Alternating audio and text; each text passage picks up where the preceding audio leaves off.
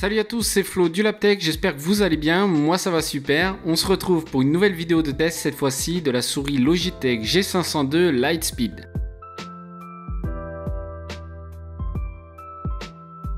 Alors c'est une souris qui est sortie l'année dernière et qui reprend les mêmes caractéristiques que le modèle filaire bien connu et apprécié des joueurs. Ce modèle sans fil reprend donc les 11 boutons programmables, les petits poids ajustables et la fameuse molette débrayable. Elle profite aussi de la technologie de recharge sans fil PowerPlay, pratique si vous avez le tapis qui va avec. La connexion sans fil est assurée sans latence, sa valeur est d'1 milliseconde, donc autant vous dire que c'est imperceptible. L'autonomie de la souris est affichée à 60 heures maximum. Le prix officiel est de 149 €, tarif un peu salé je dois l'admettre, mais vous pourrez la trouver aux alentours des 100 € sur Amazon. Le lien est en description. Avant d'attaquer le déballage et le test, je vous propose un rapide tour de la souris. Allez, c'est parti!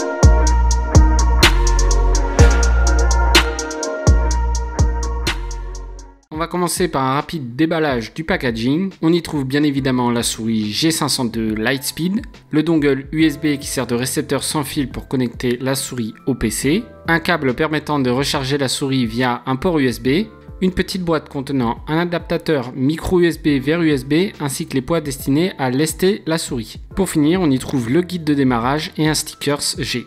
Attention toutefois à ne pas perdre le câble USB de rechargement de la souris. En effet, le port micro USB de la souris est placé dans un petit renfoncement, ce qui empêchera d'utiliser certains câbles micro USB génériques avec un embout un peu large. Personnellement, je pense que ce renfoncement a probablement dû être nécessaire afin de ne pas forcer trop sur l'extrémité du câble lorsqu'on utilise la souris branchée à un PC. Du côté du design, on est d'accord que c'est très subjectif, mais pour ma part, je trouve que c'est une souris assez élégante et finalement assez sobre pour une souris gamer bien sûr. Le logo G, propre au modèle gamer de la marque Logitech, est RGB, mais reste plutôt discret et esthétique. Pour les finitions, on est sur une souris plutôt haut de gamme avec des plastiques de très bonne qualité et des surfaces latérales adhérentes très agréables au toucher qui contribuent énormément à la bonne prise en main et au bon grip de la souris. Les boutons de clic droit et gauche font preuve d'une bonne résistance, le ressenti est très qualitatif et ils ne sont pas trop bruyants. Les boutons latéraux G4 et G5 profitent des mêmes éloges. Franchement, rien à dire, les boutons font très qualitatif. Il en va de même pour le bouton Sniper qui permet de réduire le DPI afin d'avoir plus de précision lors des phases de snipe. Les boutons G7 et G8 peuvent nécessiter une petite adaptation. En effet, ils sont placés à gauche du clic principal. Le bouton G9, quant à lui, est à réserver aux actions ponctuelles car il n'est pas vraiment facile d'accès. Par défaut, il sert à indiquer le niveau de batterie grâce aux 3 petites LED situées juste au-dessus des boutons G4 et G5. Ces mêmes LED indiquent aussi le niveau de DPI parmi 5 positions possibles.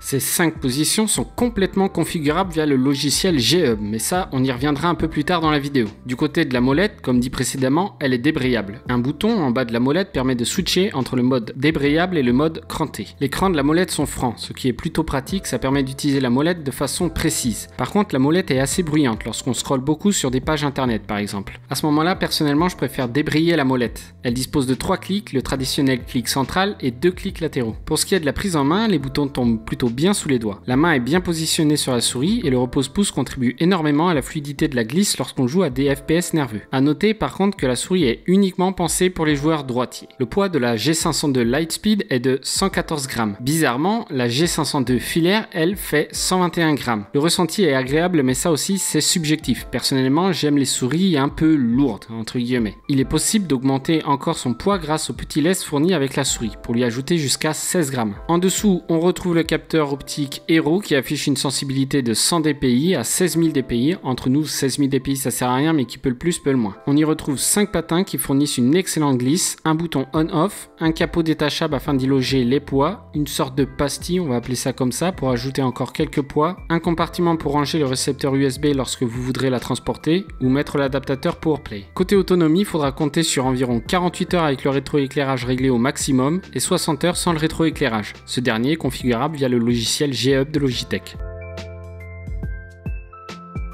Alors le logiciel G-Hub va nous permettre de configurer la souris. Comme vous pouvez le voir à l'écran, le logiciel G-Hub permet de contrôler tous les accessoires Logitech si vous avez plusieurs périphériques de la marque. On va pouvoir afficher plusieurs informations de la souris. On a un premier écran qui permet d'afficher donc toutes les informations relatives à la souris. L'autonomie estimée, la consommation de la souris, les 5 profils enregistrés directement dans la souris. En effet, la souris dispose de 5 emplacements mémoire pour stocker 5 profils différents. Passons maintenant au réglage de la souris. Il est possible de modifier le rétroéclairage, la couleur, la luminosité, etc. Un deuxième onglet permet d'affecter des macros aux différentes touches de la souris. Il est possible d'attribuer des macros pour toutes les touches de la souris, même les clics principaux. Pour finir, un dernier onglet permet de régler la sensibilité et d'affecter les différents niveaux de sensibilité parmi 5 positions, ainsi que définir la fréquence d'envoi d'informations de la souris au PC. Bon, entre nous, je suis pas super fan du logiciel G-Hub. Je trouve qu'en termes d'ergonomie, c'est pas fou. Ça m'est arrivé de m'y perdre assez souvent, surtout quand il faut switcher entre les profils enregistrés dans la souris et ceux enregistrés sur l'ordinateur.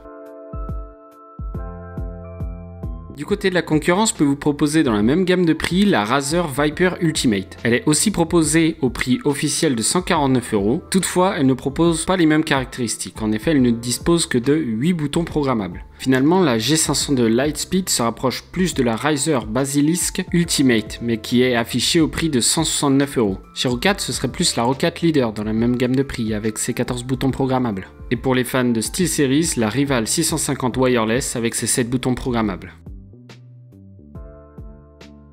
Alors ça fait maintenant 4 mois que j'utilise cette Logitech G502 Lightspeed. J'avais une G602 avant et au final je suis vraiment pas déçu d'avoir acheté cette G502. C'est vraiment une très bonne souris, très précise avec une excellente prise en main. Je passe mes journées avec cette souris au travail et je ne ressens aucune fatigue en la manipulant. Les boutons sont de très bonne qualité avec un excellent feeling. Meilleur que ma G602 avec qui j'ai eu quelques problèmes, notamment le clic de la molette qui m'a lâché au bout d'un an. Ici, tout respire la qualité. Alors maintenant, la réponse à la question tant attendue, est-ce qu'elle vaut vraiment son prix? Je dirais oui, car on sent vraiment qu'on a un produit de qualité premium, mais je mettrai une légère retenue toutefois car elle n'a que 4 mois. Certes, je l'utilise tous les jours, mais je manque de recul sur l'aspect fiabilité des boutons. En tout cas, merci à tous d'avoir suivi cette vidéo. Si elle vous a plu, je vous invite à me soutenir à travers les likes, les commentaires et les partages. Je vous invite également à vous abonner et pensez à activer la cloche si vous voulez être alerté dès que je sors une nouvelle vidéo. Je vous dis à la prochaine, prenez soin de vous, ciao!